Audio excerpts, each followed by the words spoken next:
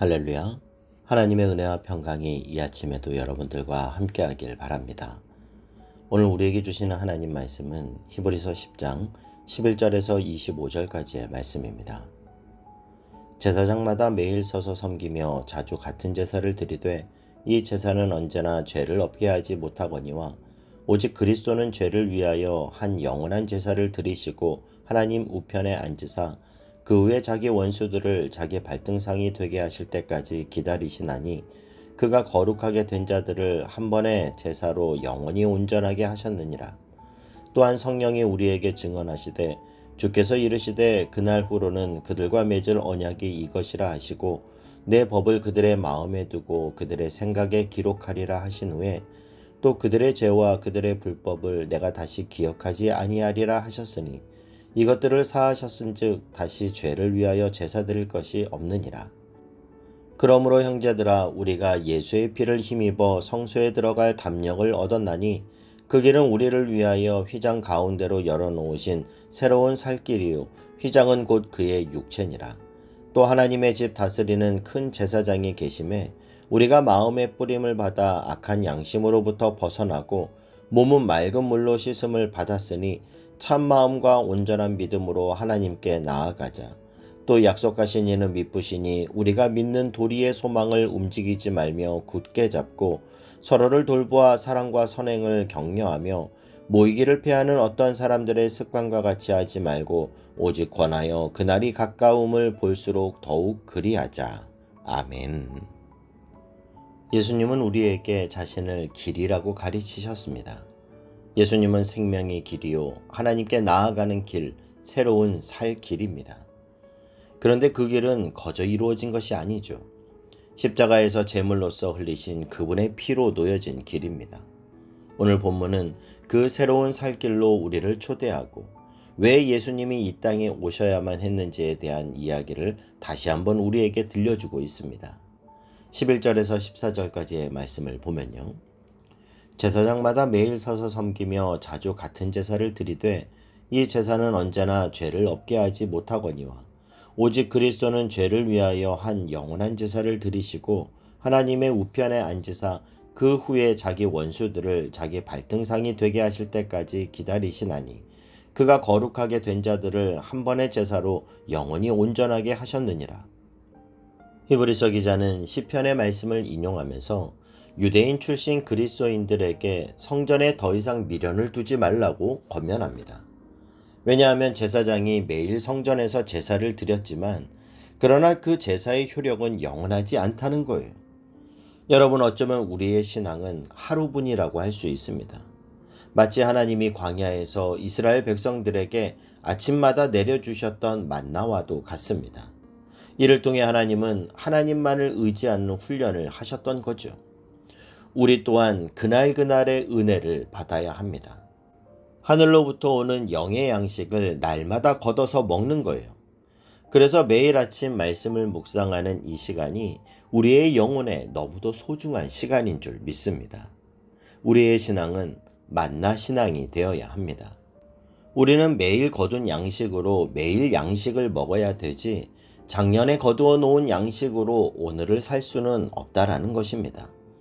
오늘 이 아침 우리에게 주시는 영의 양식을 거두어 오늘 하루를 그 은혜의 풍성함 가운데 살아가는 저와 여러분이 될 수 있기를 축복합니다. 제사장들의 제사는 한계와 연약함이 있지만 예수 그리스도의 십자가는 단번에 영원한 제사를 드리심으로 우리를 거룩하고 온전하게 만드셨습니다.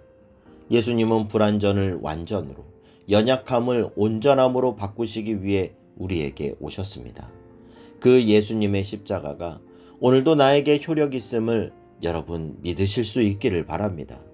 그것을 믿음으로 고백하고 받아들이는 자는 비록 내 인생이 실패한 것처럼 여겨지는 어떤 상황 가운데 놓여 있다 하더라도 결국 주께서 나의 인생을 향내나는 아름다운 포도주와 같은 인생으로 바꿔주시는 그 은혜를 누리게 될 줄로 믿습니다. 히브리서가 기록될 당시에 그리스도인들을 향한 엄청난 핍박이 있었습니다. 그러다 보니까 수많은 그리스도인들이 환난을 당하고 핍박을 당하는 상황 속에서 위축되고 신앙에 대한 갈등과 회의가 찾아왔습니다. 그럴 때 히브리서는 이제 다시 한번 예수 그리스도의 복음으로 확신 있는 인생이 되기 위해 기록되었습니다. 그들이 경험하는 현실은 너무나 비참합니다. 믿음이 흔들리고 마치 자신의 인생은 패배자와 같다라고 생각했을지도 모릅니다. 그러나 그 안에서도 내 죄를 단번에 사해 주신 예수 그리스도의 십자가 능력을 여전히 붙드는 믿음의 사람은 그 믿음 때문에 모든 역경을 이겨낼 수 있었습니다. 내 인생 이대로 끝나지 않는다. 주님의 십자가로 나는 변화되었다. 저는 여러분이 상황 때문에 믿음이 흔들리는 것이 아니라 내 상황은, 내 형편은 어떠하든지 관계없이 주님의 십자가로 나는 구원받았고 그 은혜 안에서 나는 향내나는 포도주와 같은 인생이 되었다. 이 확신으로 기뻐하는 주님의 자녀들 되시길 주님의 이름으로 축복합니다. 15절에서 18절 말씀을 보면요. 또한 성령이 우리에게 증언하시되 주께서 이르시되 그날 후로는 그들과 맺을 언약이 이것이라 하시고 내 법을 그들의 마음에 두고 그들의 생각에 기록하리라 하신 후에 또 그들의 죄와 그들의 불법을 내가 다시 기억하지 아니하리라 하셨으니 이것들을 사하셨은즉 다시 죄를 위하여 제사 드릴 것이 없느니라. 성령이 증언하시고 주님이 새 언약으로 약속하시기를 예수 그리스도의 보혈의 능력으로 죄사함을 받고 하나님께 의롭다함을 받은 성도의 죄를 하나님이 기억하지 않으신다라고 말씀합니다. 더 이상 정죄함이 없다라는 거예요. 우리가 아무리 예수님을 믿고 거룩한 삶을 살려고 노력해도 하나님 앞에 완전할 수는 없습니다. 누가 하나님 앞에 완전한 자라고 말할 수 있겠습니까? 그러나 예수님이 우리의 의가 되어 주셔서 그분의 의를 우리에게 덧입혀 주실 때 우리는 의롭다 여김을 받게 되는 것입니다. 그래서 로마서 5장 1절은 이렇게 말씀하시죠. 그러므로 우리가 믿음으로 의롭다 하심을 받았으니 우리 주 예수 그리스도로 말미암아 하나님과 화평을 누리자. 예수님이 십자가의 희생 제사로 그를 믿는 자에게 더 이상 죄 없다 해 주시면서 우리에게 바라시는 것은 그것을 믿음으로 내 마음에 화평을 누리라는 거예요. 우리가 아이들이 어릴 때 훈육을 위해 아이가 잘못하면 매를 들 때가 있죠. 그러면 아이가 다시는 안 그러겠다고 말합니다. 그런데 그렇게 혼났는데 아이들이 어떻습니까? 30분도 안 지나서 웃으면서 놀아요. 그리고 좀 있으면 아빠 하고 와서 안깁니다. 여러분, 그게 너무 감사한 일 아닙니까? 잘못한 것은 잘못한 거고 매 맞고 끝난 거는 끝난 거라는 거죠. 그런데 이런 일이 있다고 한번 생각해 보십시오. 잘못해서 매를 들었습니다. 잘못했다고 해서 용서해 줬습니다. 그런데 1시간이 지나서 밥 먹을 때가 됐는데도 안 나와서 방문을 열고 봤더니 책상에 머리를 박고 자기 머리를 쥐어 박으면서 아빠는 나를 용서했지만 나는 나를 용서할 수 없어 그러고 있다라고 한번 생각해 보세요. 여러분, 아버지가 용서했으면 다시 안 그러면 됩니다. 용서했으면 끝난 겁니다. 그러면 놀아야죠. 아빠하고 안겨야죠. 그런데 양심적이라고 생각하는 사람들은 예수님이 값을 치르시고 우리 죄를 사하여 주셨는데 마음에 평화가 없습니다. 자유가 없어요. 여러분, 이건 사탄에게 속는 겁니다. 사탄이 이렇게 속삭여요.